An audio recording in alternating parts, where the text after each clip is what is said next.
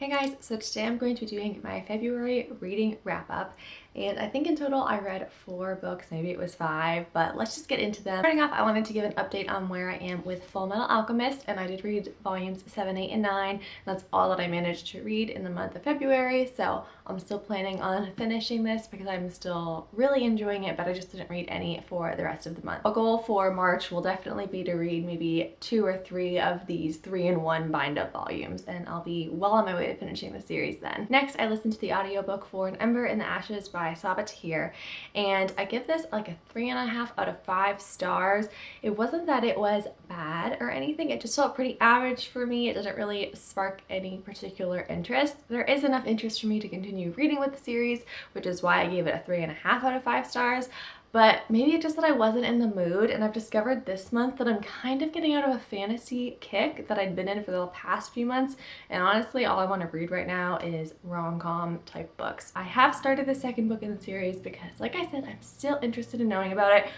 It was just okay though, but I do want to finish and get to the third book because I've heard so many good things about the third book. I think that's the reason that I'm really holding on to the series. Also, I've decided that I'm not allowed to start new series until I finish old series, because that is seriously a goal I have for myself for this year, and I already broke it this month by reading An Ember in the Ashes because I'm starting a new series. But I actually made this rule for myself after I started that, and I realized I really shouldn't be starting a new series yet. So that is my goal, kind of. I know I'm gonna break it, but I'm just hoping that instead of reaching for a new first book in a series, I'll instead reach for finishing a series. So that's what I'm trying to do. We'll see how that goes. Next, I read A Conjuring of Light by V.E. Schwab, and this is the third and final book.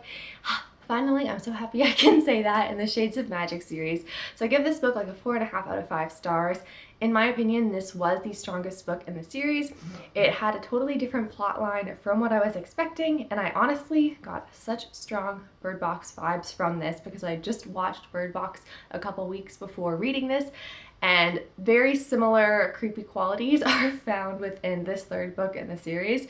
But this book is hard to describe because it is the third book. The characters were so fully well developed and interesting to read about. I honestly loved all of them, and they all had such depth to the characters. I just think it was fantastically done. So she definitely ended this series with a bang, and I'm kind of sad to see the series go because I really had a good time reading this one. Next, I read the book that is kind of what I'm in the mood for lately, and that is 99% Mine by Sally Thorne. Thank goodness it didn't take long to get this from my library. I was actually a little surprised that it became available so quickly.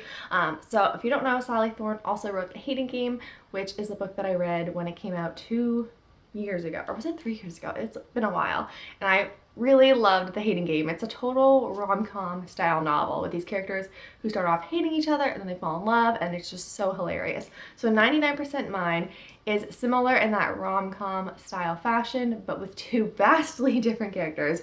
We have our main female character of Darcy, and she is falling in love with her childhood best friend here, and he's kind of clueless, I guess. He's been in an 8-year-long relationship. They're kind of put together because he's working on renovating her grandmother's house who's passed away. Does that make even sense? So it's kind of like a fixer-upper rom-com, and it goes from there. It's a really quick read.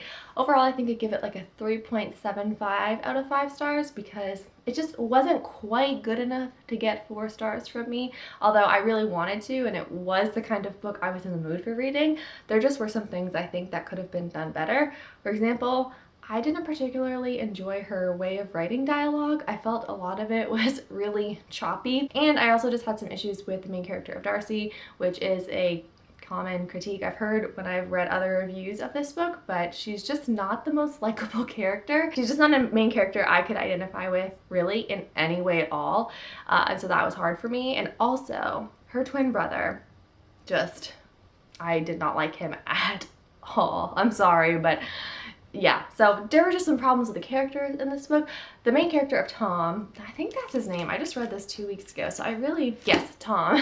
He was a really sweet character. I really did enjoy his character, but as for Darcy and her brother, just not the biggest fan. So overall though, I still would recommend it to someone who enjoys like a romantic comedy, just something really lighthearted and fun, and something you can just read and escape for a little while with. This definitely did that for me. The final book that I read in the month of February was Stormglass, and this is in, I think it's called the Harbinger series. Let me pull it up because this is one that I read on my Kindle. Stormglass by Jeff Wheeler, and this is the first book. And also me reading this, the whole don't start a new series thing was started after I had started reading this for the month, so I didn't break my rule really yet, but I of course had to finish it even once I made the rule. So yeah, it's called the Harbinger book series, I think. This kind of whole world is set up in a type of class system. There are people who live down below on the ground, and that's the fells. That's what they call just living on Earth, and it's really cutthroat and hard to live down there.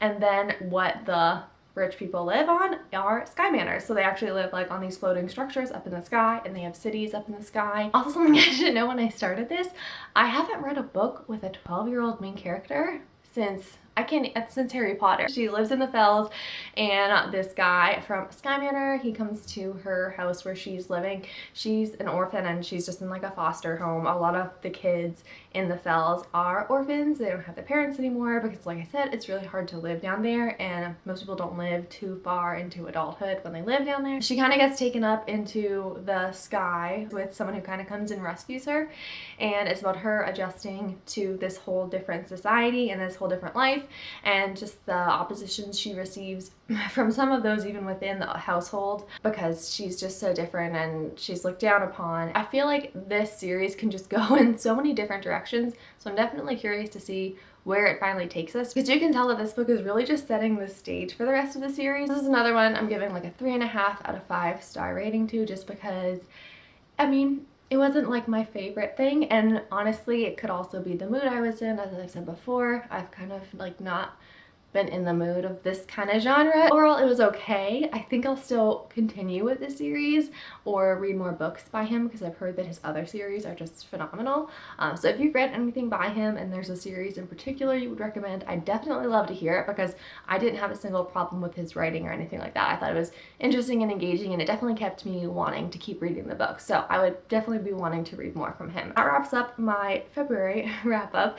And if you have any recommendations for me for some good rom-com type of books that I can read in March, please let me know, because that's definitely what I'm in the mood for. Thank you for watching, and happy reading.